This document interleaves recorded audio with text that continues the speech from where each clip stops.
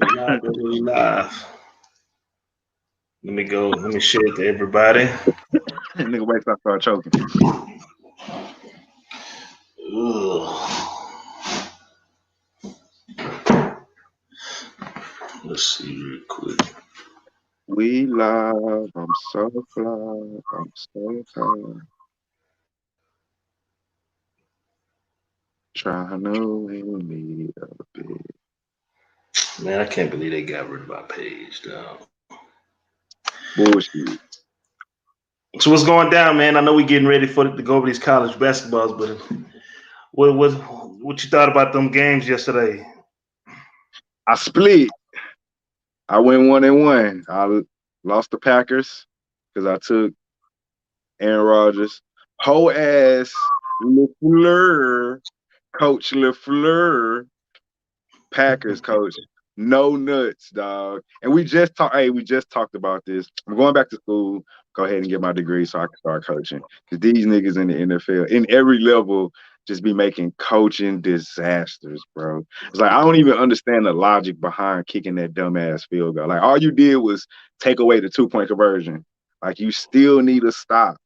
So you got arguably one of the best quarterbacks in the game. You kick the field goal and hope you can get the stop that you need if you don't get the touchdown anyway. Like, I don't understand.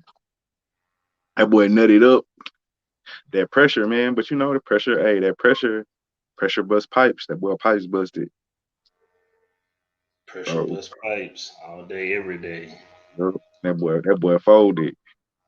Folded in the clutch. Like you got Aaron Rodgers, you ain't even really had to do nothing most of the season and the whole time you've been there. It's like this one of the rare situations where like you as a coach actually mattered. You know what I'm saying? Most of the time, Aaron Rodgers out there doing his thing, bro. We got one of the best quarterbacks, got a top 5 receiver, just call the plays. They gonna make it happen. It's like Right. you coast that shit to 13-3. And like the one time they needed you to make a crucial decision, like you fold. You folded like a little man. That boy folded. You fold. It's like you go for it and don't get it and lose. It's like it don't matter. Niggas not gonna be like, man, you should have kicked that 3.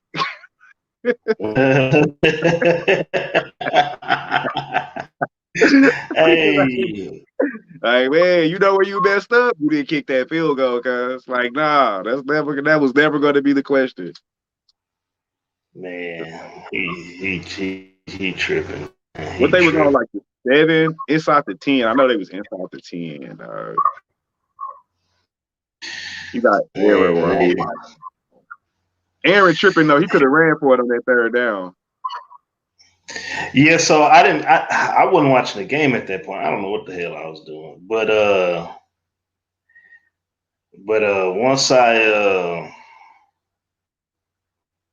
once I saw like that highlight, because I knew the game was over. Once I saw that highlight, I was like, I kept seeing the pictures around the internet and like Twitter and all that shit, and I was like, nah, he wouldn't have been able to make that. But once I really saw the play, I was like, oh yeah, he could have made that. He could have made that pylon. Even if you don't make it, you get to like the 1, the 2.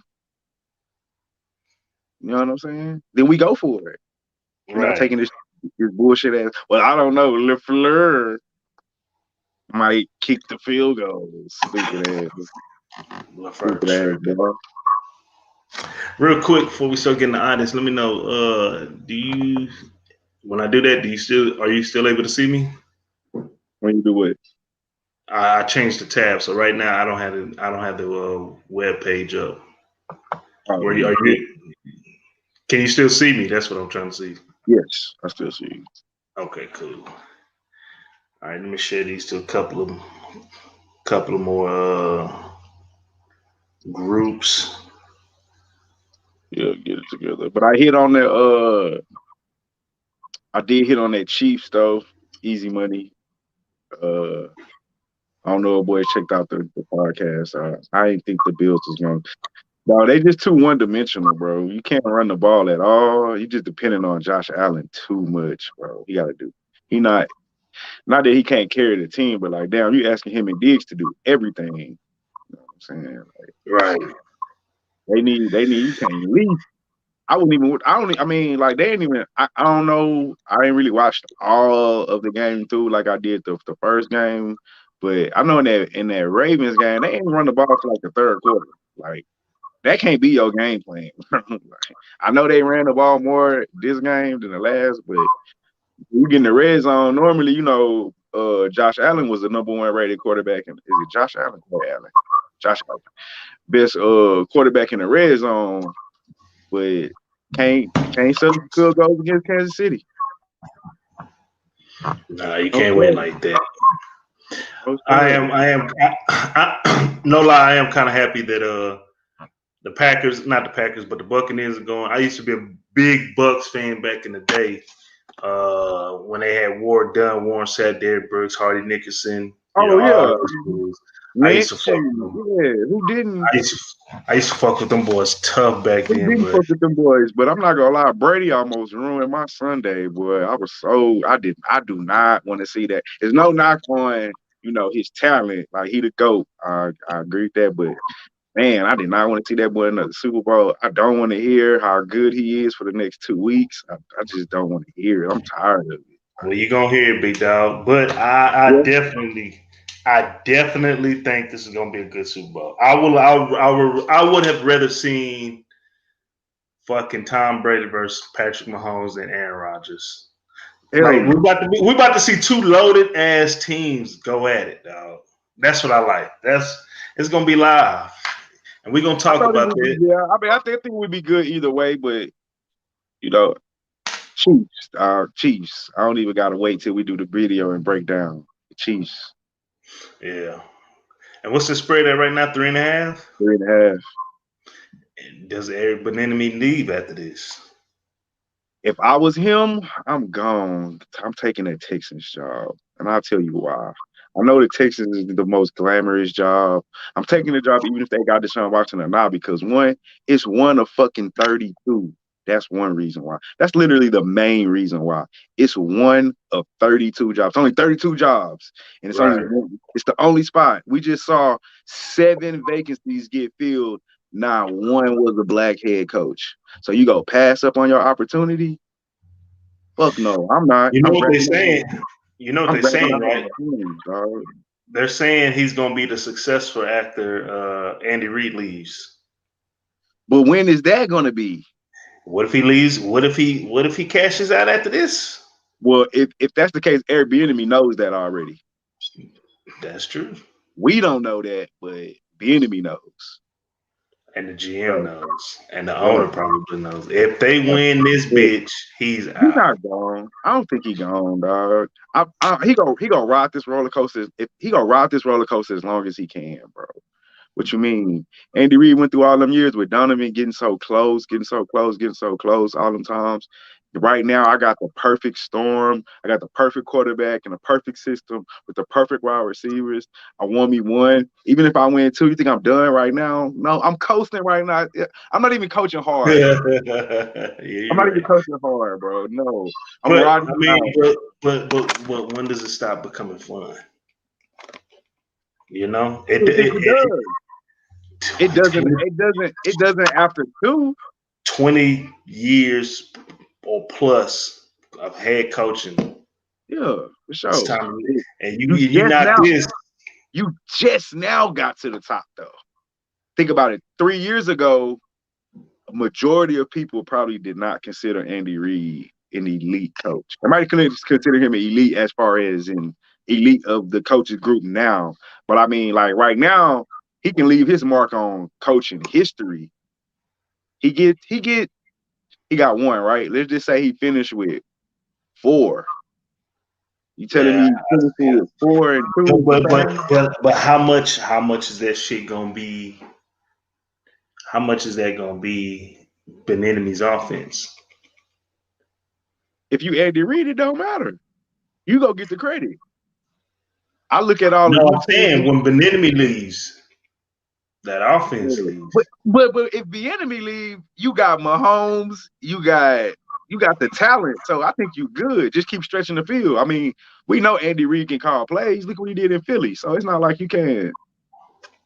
I think I'm better. I'm more adept to say he taught the enemy. So Well, we'll talk. We could be talking all day about that. We can yeah, say yeah, that. yeah, yeah, yeah. So let's get on these basketball games, fellas. Welcome and ladies.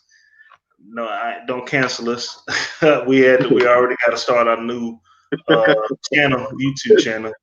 So sorry for the 10-minute delay, but we about to break down some of these college basketball games.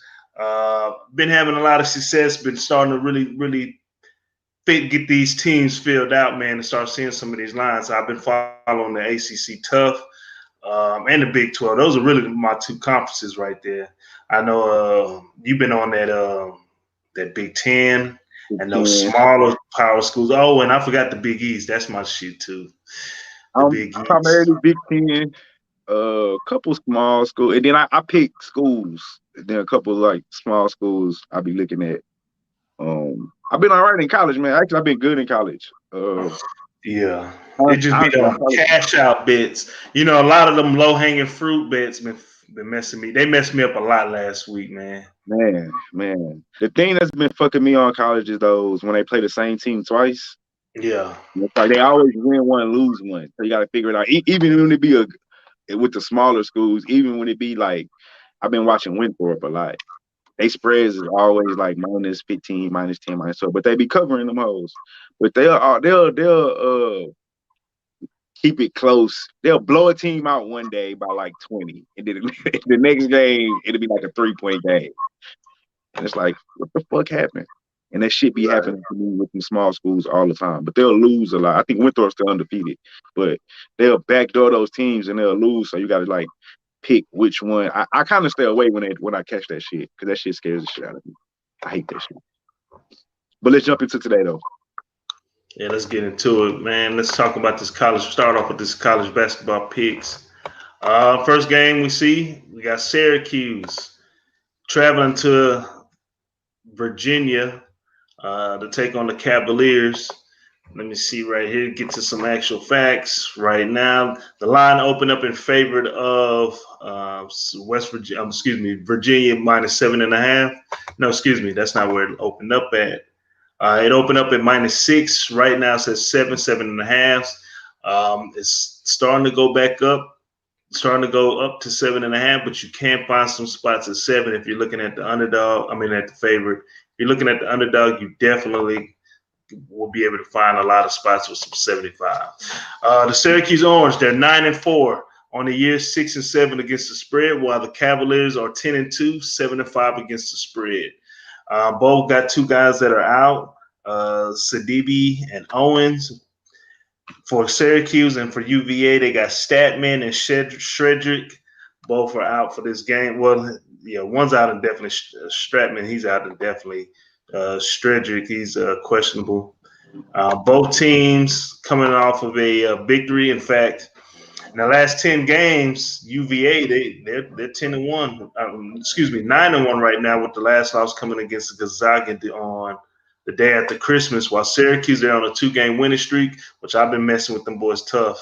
They won me some money versus Miami, which they won 83-57, as well as Virginia to beat Tech, and they went into that line. You know, it started off -1, but you could definitely find some underdog bets, but I jumped on them as a 1-point favorite, and they came out and they took care of business, beat Tech 78-60. But in the last 10 games, they're sitting at 6-4 in the last 10 games. So let me get to some actual facts about that. 2-4 in the last 6 games against the spread. The under has hit 4 out of the last 6 games. Syracuse is 10-4 straight up in the last 14 games, 1-4 though straight up in the last 5 games against Virginia. The over has hit 13 out of the last 15 games when Syracuse is on the road. They're 9-4 straight up in the last 13 games this season, 2-4 against the spread in the last 6 games in January, 4-1 straight up though whenever they play on Monday nights in the last 5 games. Check out some trends for UVA. Them boys are 13-6 against the spread in the last 19 games. The overs hit 4 out of the last 5 for those guys. They're 6-0 in the last 6 games straight up. 12-0 straight up in the last 12 home games, big stat. 5-0 straight up in their last 5 games this season. 4-2 against the spread in the last 6 games, and 9-1 against the spread in the last 10 games played on Monday. Their last stat before that, 4-2 in the last 6 games played in the month of January. And that's Syracuse versus Cavaliers. What you got? Oh man, I don't have an official play on this game yet. I really want to take Virginia. I hate I missed the 6. I hate getting the worst of the line. I saw it this morning, and Syracuse scares me. Honestly, you've been watching them. I haven't been watching them a lot, but they popped my ass against Virginia Tech, and I knew that line was stupid when I took it. But I've been following Virginia Tech, but I don't know what happened today. I missed something clearly. But obviously both teams on the defensive end. Virginia's only giving up 59 points a game. They're averaging 72. Syracuse is giving up 69 points a game. They're both giving up under 70 points. So we know we're going to have a low-scoring game, but like you said, the over has cashed in like Virginia's 4 out of their last 5, but they always get low totals. Like this total was at 130 last I've seen it. Sam Hauser is the leader of Virginia. He's the guard. He's 14 and a half points a game, shooting 51%. I want to go Virginia, man, but as of right now, I'm going to stay away. I think 7 is a lot. The Syracuse team is hot. I'm scared of them. I don't know a lot about them is my main problem. Maybe you can give me a little more info, but as of right now, I just got to lean toward Virginia, but I haven't pulled the trigger. Okay, well, what I like about I've been watching Syracuse. What I like about Syracuse is, man, Coach Bohan's fucking zone defense. A lot of teams they struggle going against that, man. I definitely like the way they play defense. They do like to take a lot of jump balls in the air. They are pretty good at the 3-point percentage per game. I think they can pull off a win because Virginia, man. The thing about Virginia is when they get down, from what I noticed this year, when they get down, they're down. It's tough for them to come back. Though they only lost 2 games this year, but they were down and it was tough to come back. And they squeaked out a lot of these games where they went down late, and it was tough for those guys to, try to make something happen.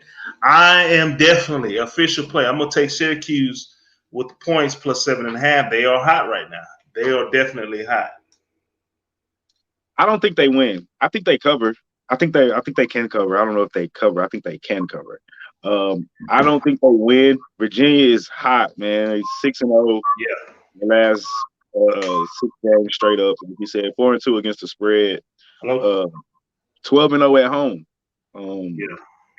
Over the last 12 games. I really like this Virginia team. Like you said, that's the one thing that does scare me. They're not good at playing from behind.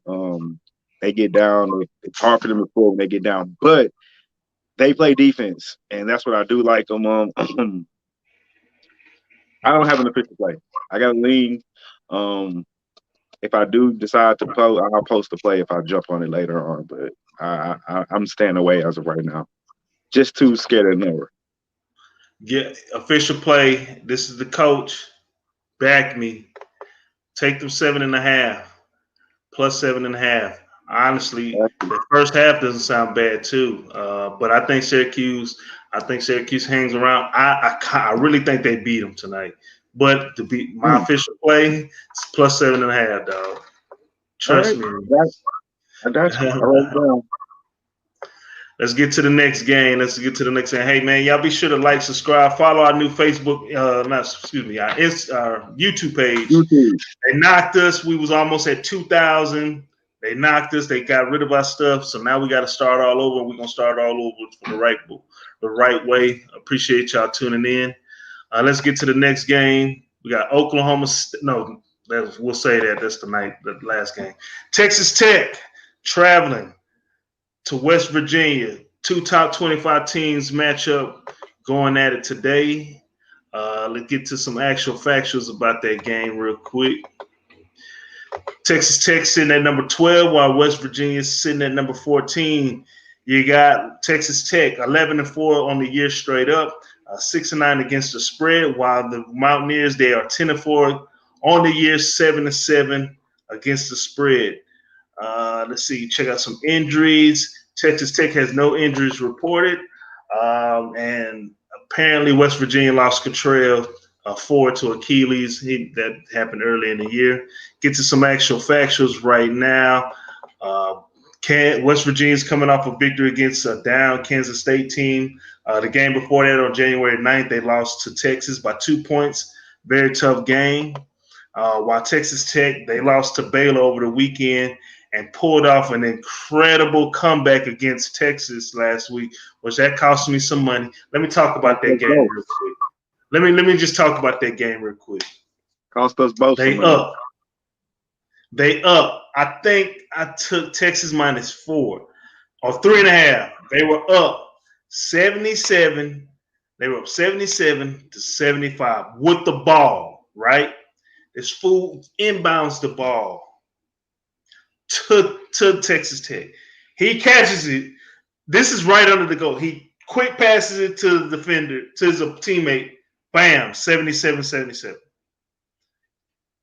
Texas has a chance to go down, bang a 3, drop a 2, whatever. They go down, they miss the shot. Texas Tech comes down.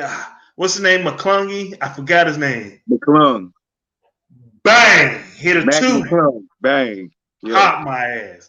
I'm like, come on, bro. You had a chance. Texas had a chance to run, to go up 4 with less than 20 seconds on the clock to put it in foul trouble. Man, come on, man. We cover that, man.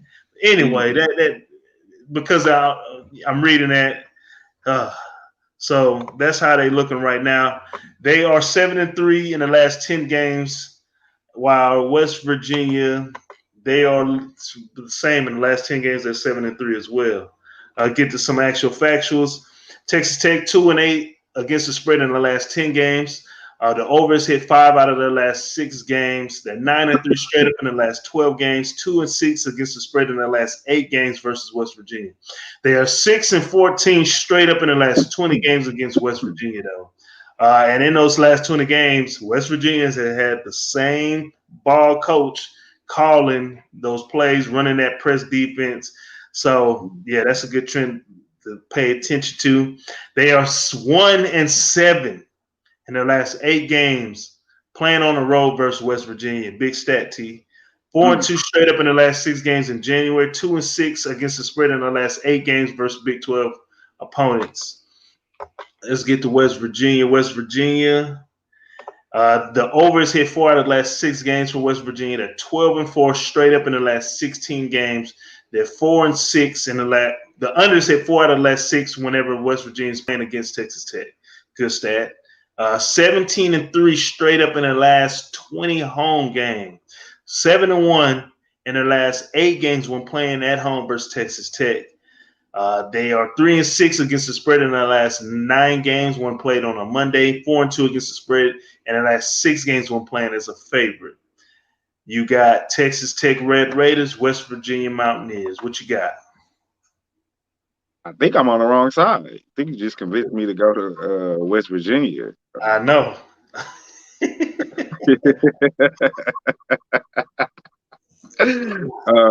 But with that being said, I did already bet Tech. Might need to go back and hedge that bet. At least maybe take first half West Virginia. Might not be a bad play. All those home stats scared the shit out of me. But yeah. I do think just from the eye test and looking at both teams, I do think Tech is the better team. But man, all those home stats against that shit scares the shit out of me though. Right. And again, West Virginia, I forgot his name, but he's been there for a minute, dog. Bob Higgins, the coach? Yeah. Bob Higgins. Yeah. He's been there for a minute, dog. Yeah. For a minute. So, man, I'll tell you one thing. If I do this, if I were to bet on this, I would take West Virginia money line. Might as well. It's -1.5. Just take the money line. I mean, I took Tech money line. But I thought I took it quick because I thought eventually it'd probably get to a pick 'em, and I lose out on the plus money. So I caught it at +110. I'm really thinking I'm gonna go back and take West Virginia first half money line, or it'll probably be half a point. Just because of all those home stats you just said, shit, that scares the shit out of me. And But Tech don't play Tech. the reason, In a couple of games I've seen Tech, they didn't play too well first half. And I think about it, you're going against it. This is the same thing with Syracuse. You have to get adjusted to this up. Syracuse first half might not be a bad bet too, because your team has to get adjusted to that defensive scheme. With Syracuse, they got the zone. With West Virginia, they got the press, the hard press, and trying to trap you. yeah, It takes some time to get used to that shit. You know what I'm yeah, saying? that You might can not be. mimic it all day long and practice with scout teams, scout players, but when you're in the heat of the moment on the road, yeah, I Actually, think you got some. I'm gonna make that an official play. First half, Virginia. Um, I'm already in my personal betting. I'm already on Tech. I don't know if I won't. I don't think we could. Do we consider that an official play? I, um, You didn't come on this bitch trying to advise the public that this is my play. This is my play. We all going right, based off you're the right. video.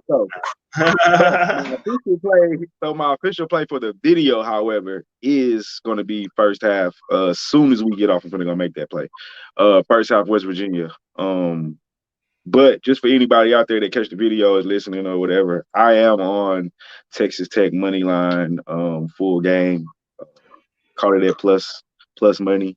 I hate 1.5. I feel like what's the point? They win by I guess they can lose by a point, but you know, if it's 2 and under, I'll just take the money line.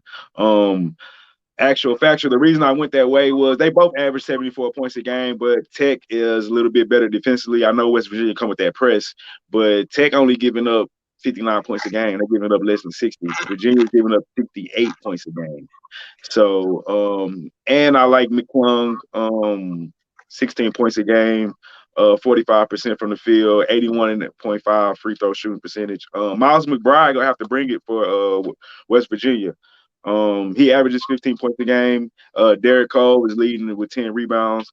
I like both teams. I mean, honestly, I think it's a toss-up game. I kind of keep my eye on the Big 12 with, well, at least them, West Virginia, Kansas, and Texas, and a little bit of OU, and a little bit Okie State. So I kind of been watching the Big 12. I like both of these teams. Official play will be West Virginia first half at home, though.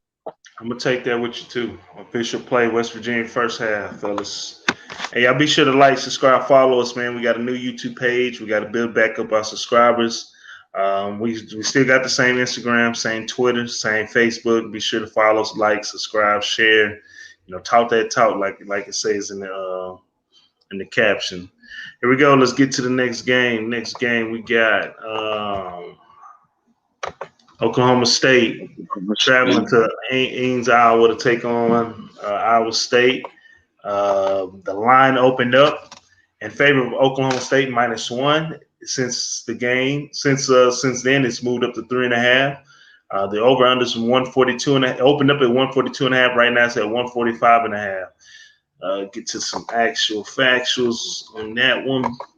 None of these teams are ranked. It's definitely a down year for Iowa State. Oklahoma State Cowboys 9-4, 6-1 against the spread, while the Cyclones are 2-7 on the year, 3-6 against the spread. Let's check out some injuries. Oklahoma State got a couple of injuries. Questionable.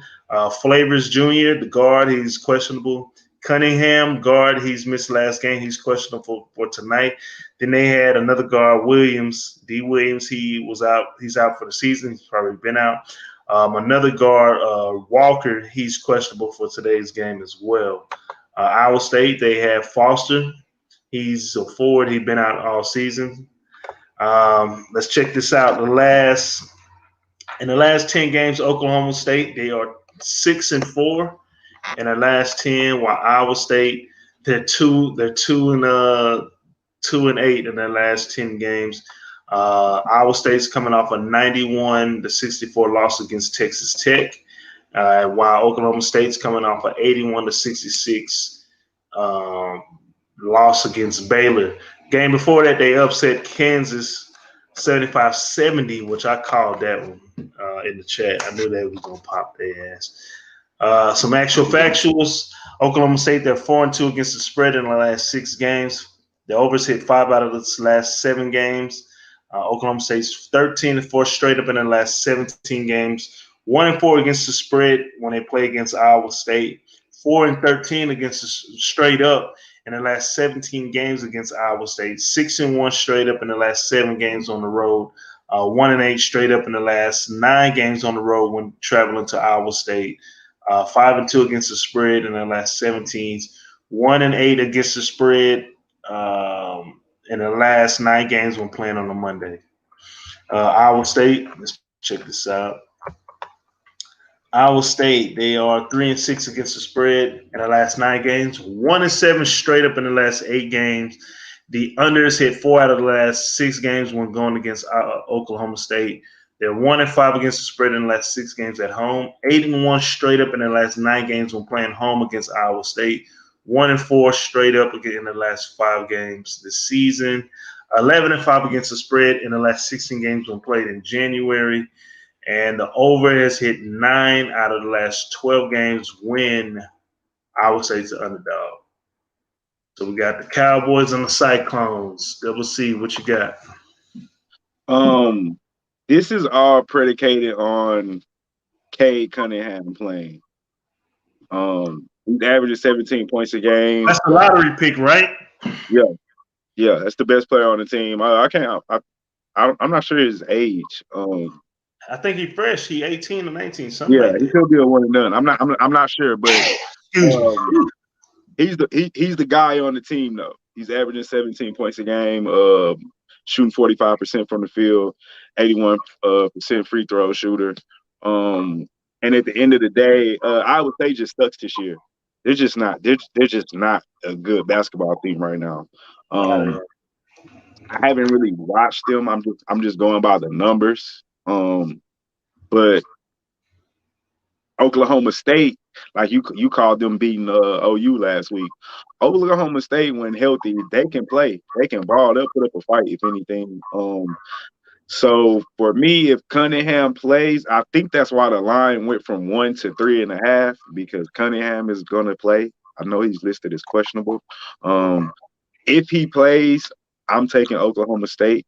That would be an official play. If he doesn't play, I'm going to stay away from the game.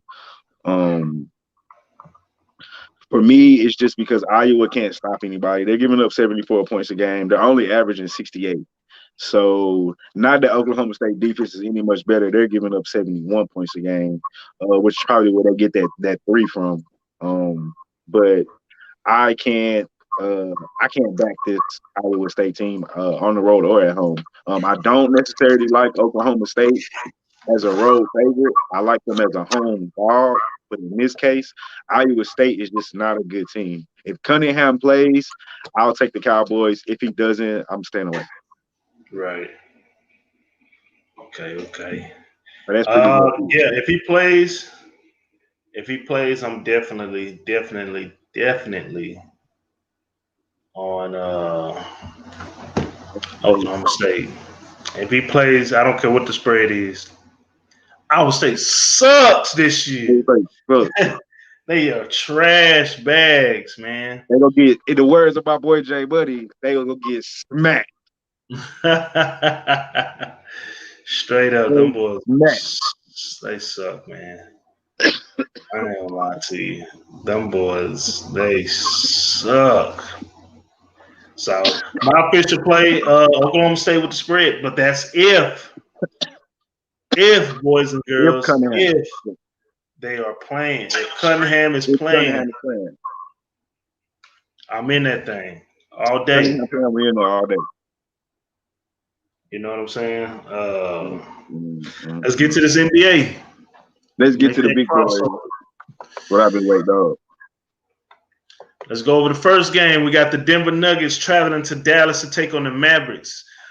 Denver is 9-7, 7-9 against the spread. Dallas is 8-8 on the year, 9-7 against the spread.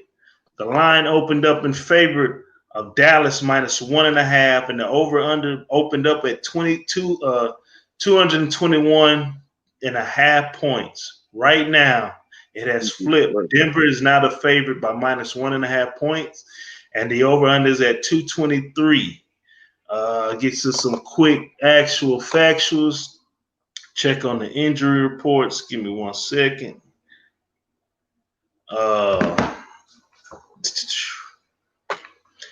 Winnington for Denver, he's out tonight. Dallas, they got Powell, he's out. Porzingis, he's questionable. Richardson, he's out tonight. Finney-Smith, he's out tonight. Klember, he's out tonight. Actual factuals, Denver's 4-1 against the spread in the last 5 games. 14 of the last 19 games have gone over. Denver's 4-1 straight up in the last 5. 1-4 against the spread in the last 5 games versus Dallas. 3-8 straight up in the last 11 games when playing on the road against Dallas. 6-2 straight up in the last 8 games this season. They are 4-1 against the spread in the last 5 games against a Western Conference opponent. The Mavericks, actual factors, they are 7-3 against the spread in the last 10 games. They're 2-4 straight up in the last 6 games. 4-6 in the last 4 out of the last 6 games have went to the under whenever going against Denver.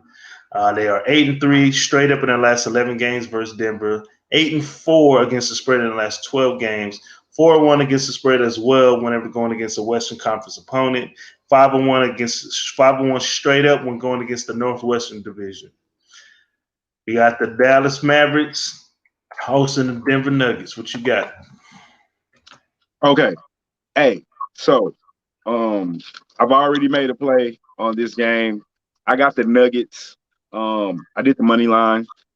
And that's simply because Dallas just got too many injuries right now. I mean, you went down the laundry list. You got Powell out, you got Richardson out, you got Finney-Smith out. And don't get me wrong, like Luka is the man. I fuck with Luka Legend. He's been balling, but I just think it's too much to overcome right now, especially the Nuggets. And the Nuggets been their record might not really show it, but as of late they've been playing real good ball. Nikola Jokic, man, he leading the team in points, rebounds, and assists. Like the Joker is if people haven't seen him play, like he's not the most athletic. Like, he's not finna blow by nobody and dunk on him as a big man, but he probably the most, next to Anthony Davis, he probably the most skilled big man in the game as far as shooting, passing, and being able to put the ball on the floor. Denver's averaging 116 points a game. Dallas is averaging 109. They're giving up 109. Denver's giving up 112. With that said, both teams are going to score. I like the over as well. I made plays on both those. So my official plays for the video is going to be Denver money line and over 223. All right. And I'm not in the NBA mood right now, so I ain't fooling with the NBA until it's. Hey, that boy Jokic has been balling. The only thing that scared me about that game is they just came off 2 hard games with Phoenix, I believe, with the Suns, and one of those games went into overtime. I mean, it's not like back to back. I think they had like a day or 2 rest in between, but still 2 hard games. That's the only thing that scared me. But nonetheless, I'm on the over and I'm on the Nuggets. All right. So here we go. Let's go on to the next game. Hey guys, y'all be sure to like, subscribe, follow us, share. We got a new YouTube page, so we got to build it back up. Next game, we got the Toronto Raptors traveling to Indianapolis to take on the Pacers. Toronto, they sitting at 7-9 this year, 6-10 against the spread, while the Pacers are 9-7, sitting at 8-8 against the spread. Check out some of these injuries. Kyle Lowry, he's questionable for tonight. Siakam, he's questionable tonight. McCall, he's been out. For the Pacers, you got Warren, he's been out indefinitely, and LeVert, they both been out. They're out for the year. Some actual factuals about this game. Toronto, they're 6-4 in the last 10 games. Pacers, they are 5-5 and 5-5 in their last 10 games as well. Toronto, The unders hit 4 out of the last 5 games. They're 5-1 straight up in the last 6 games, 6-1 against the spread in the last 7 games, 9-2 straight up in the last 11 games and versus Indiana. They're 2-6 straight up on the road in the last 8 games. 5-0 against the spread whenever playing against Indiana on the road. They're 4-1 straight up in the last 5 games. I see why you like this game. The unders hit 11 out of the last 15 games versus the Eastern Conference opponent. You got the Pacers. Let me get to some factuals. With the Pacers, they're 1-4 against the spread in the last 5 games, 1-5 against the spread in the last 6 games, 0-5 against the spread in the last 5 games when playing at home against Toronto, 4-9 straight up in the last 13 games when playing against the Atlantic Division. They're 3-6 straight up in the last 9 games on a Monday. You got the Pacers and the Raptors. What you got? So, even with those numbers you just read off to me at the end, does not scare me away from the Pacers. I'm on the Pacers. This is a revenge game. They just played each other last game. The Pacers won. With Siakam and Lowry being questionable, I don't think Siakam and Lowry played last game and they still won. It leads me to believe those guys aren't going to be able to come back and do it again. VanVleet has been carrying the team 19-1, 19.1 points a game, 6 assists. He's shooting 40% field goals. He got to get that up closer to 50. But as of late, the Raptors have been balling. I think you said they won 4 out of 5. 6 out of the last 4 against the spread. 6 out of the last 4 straight up. 4 out of the last 5. They're averaging 110 points a game.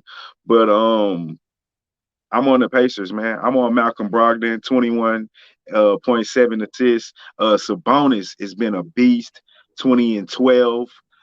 With 5 assists. They're averaging 112. They're giving up 111. So both of these teams are kind of, middle of the road, middle of the pack. They're playing that kind of basketball right now. The Pacers lost Miles Turner. That's kind of been the issue with them. But with Siakam and Larry being questionable, I don't think one of them, if not both of them, won't play. And with them winning the last game, I'm on the Pacers with the revenge spot. I just think it's a revenge spot for the Pacers. And I still think the Pacers are the overall better team. Excuse me. Even though the Raptors have been playing good as of late, but the Raptors started the season off terrible. And I think that's who they are more than who they've been lately. They'll have to prove me wrong before I start backing them. But I'll take the home team here. That's my official play. I've already put money on it. I've already backed this game, so I'm on the Pacers money line. All right, and if y'all are wondering what my pick is, not a damn thing, because I don't do the NBA right now. So you're not on the NBA right now. Hey man, y'all be sure to like, subscribe, follow, share. Help us build up our YouTube page. We lost our other one. We was close to 2,000 subscribers, and they cut us short. So they hating on your boy. They hating. So y'all be sure to support us, man. Let's get on to the next game and our last game of the evening. We got the Celtics. The Celtics traveling to Chicago to take on the Bulls. Boston opened up as an 8-point favorite when this line came out, and the over/under was at 229.5. Right now, it's went down. Boston is a -4 favorite, and the over/under is at 228. Boston at 9-6 right now, 8-7 against the spread, while the Bulls are 7-9 right now, 11-5 against the spread. I know Celtics have been dealing with an injury bug this year. Kemba Walker, he's still out. Jason Tatum, he's probable. Langford, he's out tonight, and Peyton Pritchard, man, he's out indefinitely. He just tore his ACL or something the other day. He's sorry to hear that about the freshman. He is out. Porter Jr., he's questionable tonight for the Bulls. Carter Jr., he's out tonight, as well as Mokoka, he's out. Mokoka. How you say it? McCoughlin. He's out tonight as well versus Celtics. Boston 6-4 in the straight up in the last 10 games, while the Bulls are 5-5 in the last 10 games. Some quick actual factuals. The overs hit 4 out of the last 5 for the Celtics. They're 84 straight up in the last 12, 7-1 against the spread in the last 8 games versus the Bulls. They're 7-1 straight up in their last 8 games versus the Bulls as well. They're 6-3 straight up in the last 9 games. 6-0 against the spread in the last 6 games when played on a Monday. 6-3 straight up in the last 90 games when playing against an Eastern Conference opponent. The Bulls are 8-2 against the spread in the last 10 games. The overs hit 6 out of the last 8. They are 9 and the unders hit 9 out of the last 13 games versus Boston. Let's see what else we got. 11-3 against the spread in the last 14 games. They're 5-2 straight up in the last 17 games against the Eastern Conference opponent. They are 0-10 against an opponent in the last 10 games when playing against the Atlantic Division. 8-2 against the spread in the last 10 games in January. Celtics Bulls, what you got, T? So, man, anybody that's been following basketball this season, just this season, if you've been rocking with the Bulls, they've been getting paid because I've been following these boys, dog. No, their record doesn't show it, but you called out the numbers. 11-5 against the spread. So they don't win, but they cover. You feel me? 8-2 against the spread in their last 10. You feel me? So, and like you said earlier, the Celtics are banged up. I think they get Tatum back today, but Brad Stevens has already, when players come back, like he don't play them a bunch of minutes when they come off an injury. So I don't see Tatum playing 35, 40 minutes tonight, even if he comes back. And Zach LaVine, balling. 26 points a game, balling. Hey, 26 points a game, 5 rebounds, 5 assists. If anybody think Jaylen Brown been balling, his numbers are actually better than Jaylen Brown. Jaylen Brown, I mean, it's very similar. 27, 5, and 3, same rebounds. Levine's giving you 2 more assists though, and Brown gives you 1 more point. So, they're playing pretty much on the same level right now. But Jaylen Brown don't got all the help. Zach LaVine don't got all the help Jaylen Brown got. Kobe White has been little dude. Everybody remember Kobe White from North Carolina with the fro, little short dude. He been playing decent basketball. 15 points, 5 rebounds, 5 assists. So I missed the number. That's the only thing that's taking me off because I just hate. Well, I think it opened at 6, and now it's at 4, and so that's the only thing that's keeping me off of it.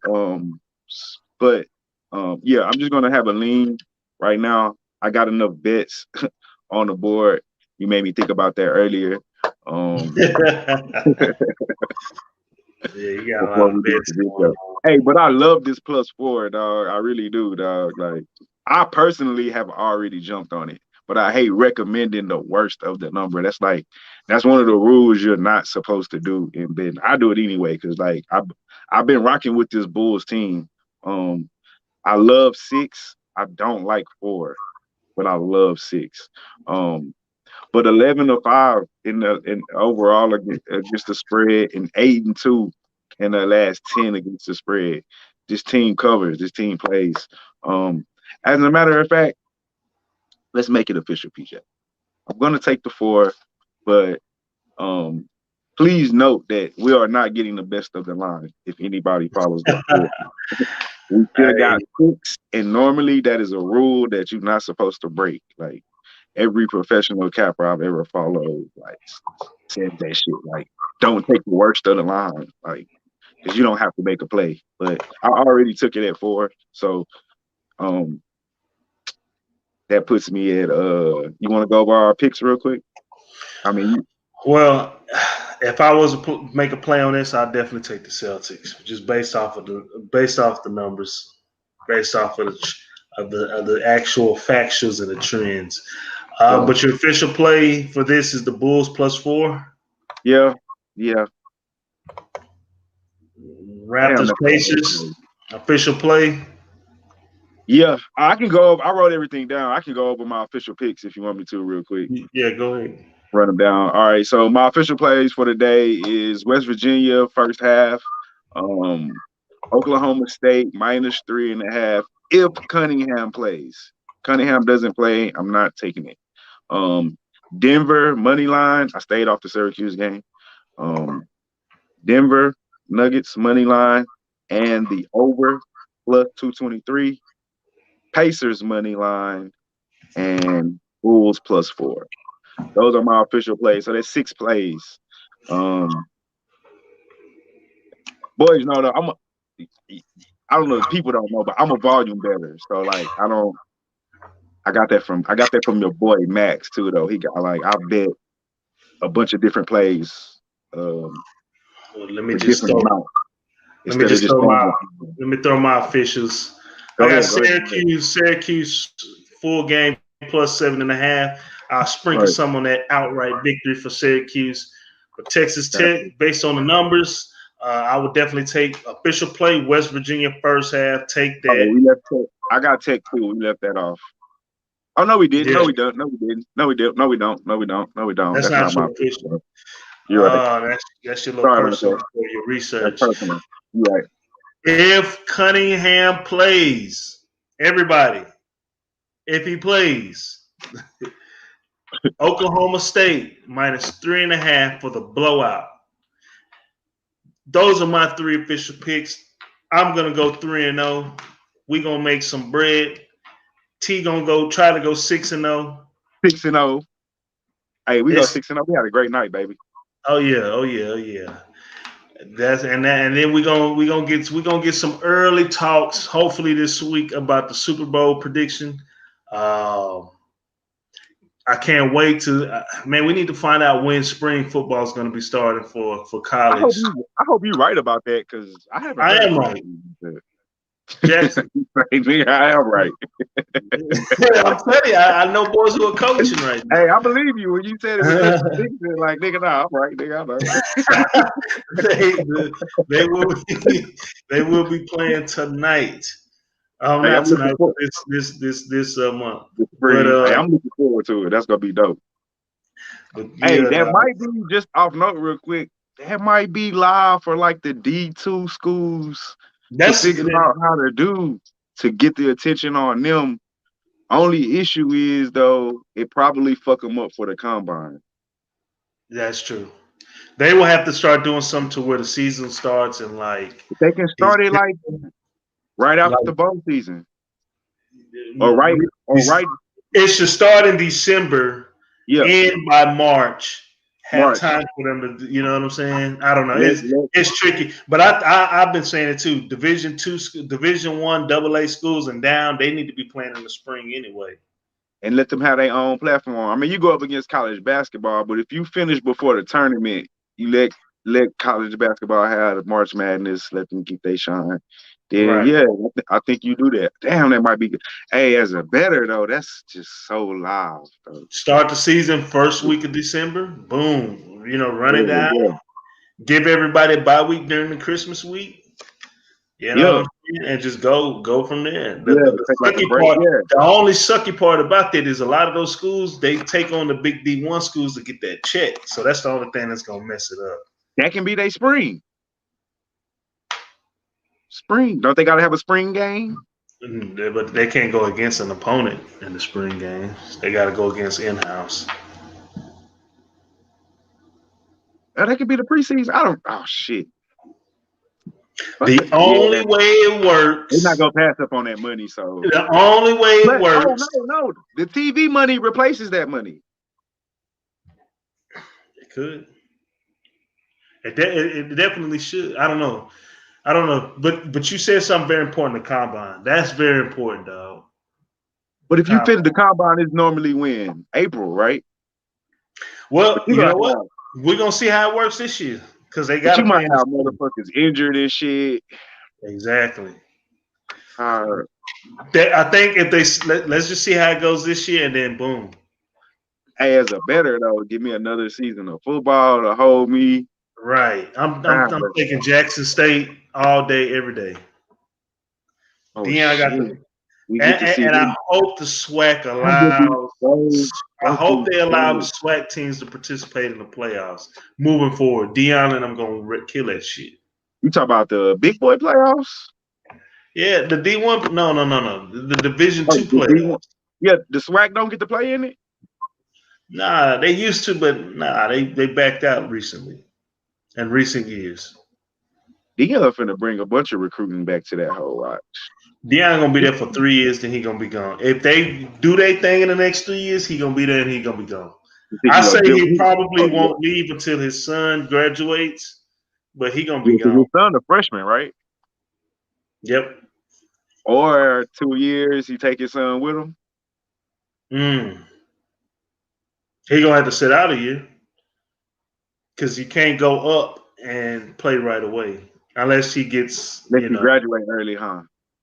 not even that. If he, if the NCAA clears him for whatever reason, Oh, you know, they can find a reason. But yeah, it yeah. just You think he's trying depends. to get to Florida State? Say what? You think he's trying to get to Florida State? Yep. And when that happened, that's gonna be the only hiring Dion is gonna be the only thing that gets that school back to getting the recruits. That's it, bro. He gonna have to get a live offense coordinator, a live defense coordinator. Hopefully the guys that he got right now they live and they just transition it because he's the OC he was the OC for his high school. If you being me, would you take like a Florida State, like a big time college job? Fuck that NFL only. NFL. You there. It's tough. Then being a brother, it's tough to be, considered one of the hottest candidates out. Even though nobody really picked him. I think he knows what he wants to do. But again, I really think them boys win the bowl. Andy Reid's gonna lead this bitch. I And don't they're think gonna so. let's see how old Andy Reid is, bro. Yeah, I think he still stay. I think he coached for another 5 years, 4 5 years. Andy Reid. He was 61. You type in Andy Reid, they talk about his man. He's 62. Yeah, He's probably the third oldest coach because Pete Carroll 69, Bill Belichick 68. I think that boy That's still coach. If I'm being me and Texans offer me that job, I'm calling Texas Deshaun. organization sucks, bro. I know it do, but I'm calling Deshaun and I'm going. If Deshaun tell me, fuck it, let's do it, I'm going. Simply because of these reasons. One, for the first 2 to 3 years, you probably go get the most power that you would get in any position. Because right now, that shit is Deshaun is running that shit. Like Right. whatever Deshaun wants, they go get. So you go get your staff as far as your HCs, DCs, niggas you want in the building. Now, the pressure is gonna be on to win for sure, because you're gonna be getting all this shit. But if you win, you shine.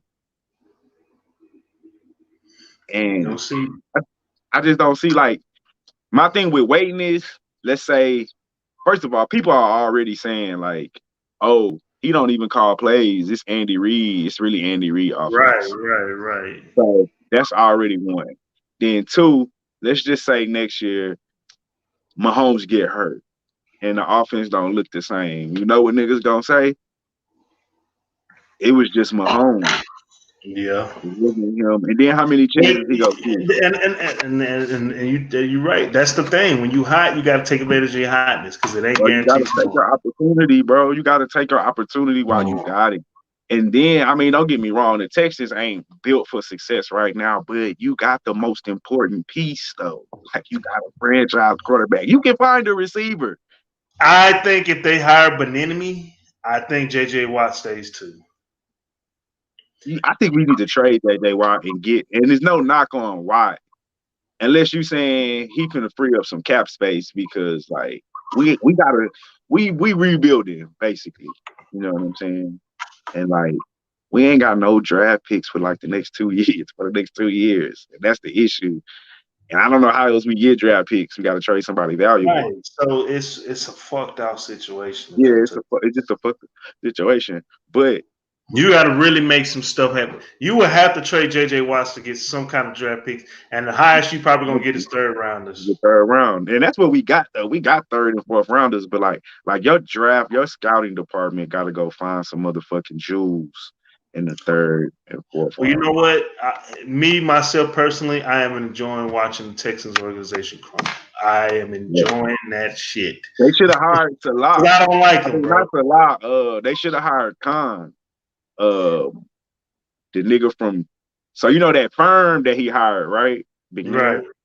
He recommended two. I don't know the list of names, but I know two of the names that was on the list that they recommended was Khan, Pittsburgh GM, and Louis Riddick. I would have picked Khan, dog. Pittsburgh draft good, bro.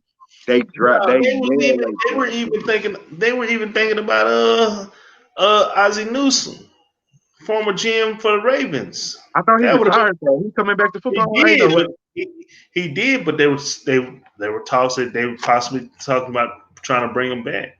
Now, if Ozzie say he gonna come back, then yeah, you give Ozzie what he wants.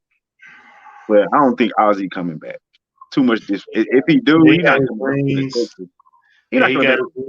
Too much dysfunction. But ain't nobody coming. I stopped fucking with the Texans when they didn't draft. Khan would have came, and I would have took Khan. Texans draft Vince Young, and when they didn't do that, I said, "Fuck them." Damn, that nigga went back to Vince Young. I said, I seen some shit on one of the YouTube chats I was fucking with. Niggas was talking bad about Rick Smith, and I ain't just no biggest Rick Smith fan because they was talking about black GMs and shit. But I was like, shit, that nigga in Buffalo shining right now. Yep. What niggas talking about though? Texas, it's just a toxic organization, man. But we hit our hour, big dog. Let me get up this thing. Guys, thank y'all for tuning in. Be sure to like, subscribe, follow. Hit us up with any questions. If y'all want to donate a little something, you got both of our cash apps down there, man. I'm the coach. That's Marley Bets. We out.